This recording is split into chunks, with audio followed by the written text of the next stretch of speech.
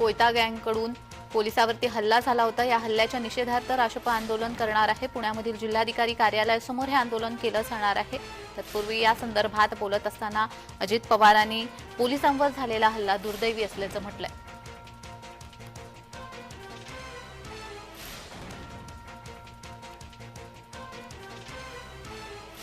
पुण्यामध्ये एका पोलिसावरती कोयता गँगकडून हल्ला झाला होता। या हल्ल्याच्या निषेधार्थ राष्ट्रपती आज आंदोलन करणार आहे।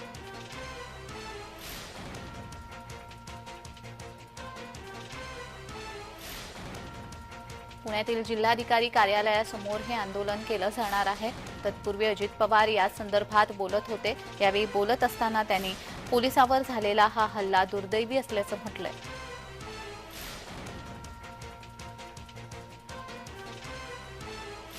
शिवाय इतरही विषयांवरती अजित पवार यावेळी बोलत होते। मात्र पुण्यातील पोलिसांवर झालेल्या हल्ल्यावर बोलत असताना त्यांनी या हल्ल्याचा निषेध केलेला आहे। हा हल्ला दुर्दैवी असल्याचं त्यांनी म्हटलेलं आहे।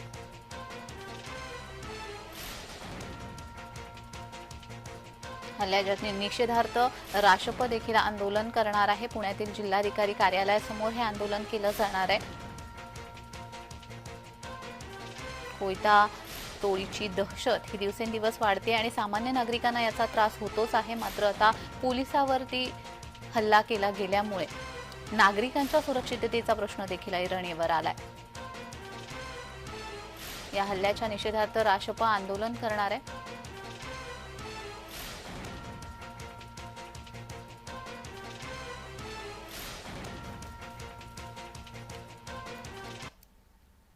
तर या संदर्भात अधिक माहिती देण्यासाठी आमचे प्रतिनिधी रोहन कदम हे आपल्याशी जोडले गेलेले आहेत। रोहन, पुण्यामध्ये पोलिसांवरती कोयता गँगकडून हल्ला झाला होता। खरं तर कोयता टोळीची दहशत ही नागरिकांना तर आहेच, मात्र आता पोलिसांवर हल्ला झाल्यामुळे हा प्रश्न आता ऐरणीवर आलेला आहे आणि या संदर्भात राष्ट्रपती देखील आंदोलन करणार असल्याचं समजतंय। काय अधिकची माहिती?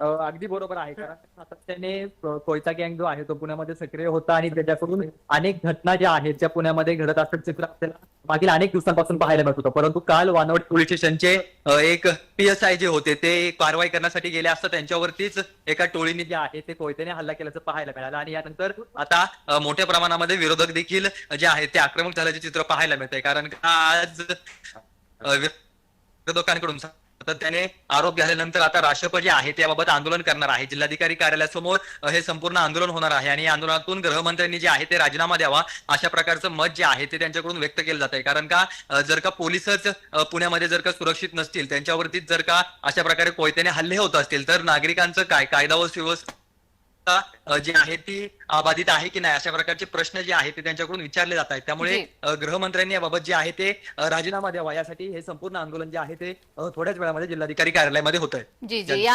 आंदोलनासंदर्भात माहिती घेतच राहू। तुर्तास धन्यवाद।